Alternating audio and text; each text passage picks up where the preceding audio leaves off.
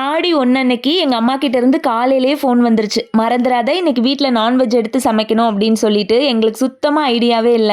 சரி சொல்லிட்டாங்களே அப்படின்னு சொல்லிட்டு என் ஹஸ்பண்ட கொஞ்சமா சிக்கன் மட்டும் வாங்கிட்டு வர சொல்லியிருந்தேன். நைட்டு தான் மாவு அரைச்சு வச்சுட்டு படுத்திருந்தேன். கொஞ்சம் திக்கா சிக்கன் குழம்பு பண்ணிட்டோம்னா இட்லிக்கும் சூப்பரா இருக்கும். மத்தியானம் ரைஸ்க்கும் கொஞ்சம் ரசம் மட்டும் வச்சா வேலையை முடிச்சிடலாம் அப்படின்னு சொல்லிட்டு தான் பண்ணிட்டு இருந்தேன். என் ஹஸ்பண்ட் வந்துட்டு சைட்ல மாதுளம்பழ ஜூஸ் ஒன்று போட்டு கொடுத்தாங்க. ஸோ குடிச்சிட்டு தெம்பா வேலையை பார்த்துட்டு இருந்தேன். ஒரு சிலர் கேட்டிருந்தீங்க செகண்ட் பேபிக்கு பேபி ஷவர் தேவையா அப்படின்னு. ஃபர்ஸ்ட் பேபி ஷவர் எதுக்கு பண்றாங்க? அந்த பிரெக்னெண்டா இருக்க பொண்ணு ஹாப்பியா ஃபீல் பண்ணணும், சந்தோஷமா இருக்கணும் தானே. ஃபர்ஸ்ட் பேபிக்கு மட்டும் ஹாப்பியா இருந்தா போதுமா? செகண்ட் பேபிக்கு ஹாப்பியா இருக்க வேண்டாமா? ஃபர்ஸ்ட் பேபி மட்டும் தான் அவ்வளோ வலி அனுபவிச்சு கஷ்டப்பட்டு பெத்துக்க போறோமா? செகண்ட் பேபி ஈஸியாவா இருக்க போது. ஃபர்ஸ்ட் பேபிக்கு எந்த அளவு கஷ்டப்பட்டமோ அதை விட டபுள் மடங்கு கஷ்டம் செகண்ட் பேபிக்கும் இருக்க தான் போகுது. எங்க ஊர் சைடெல்லாம் செகண்ட் பேபிக்கும் வளைகாப்பு பண்ணுவாங்க. பட் ரொம்பவே சிம்பிளா பண்ணுவாங்க. என்ன பொறுத்தளவுக்கு அதையுமே கிராண்டா பண்ணலாம். செகண்ட் பேபின்னு இல்ல, தேர்ட் பேபி, ஃபோர்த் பேபின்னு எல்லாத்துக்குமே வளைகாப்பு பண்ணலான்றது தான் என்னோட கருத்து.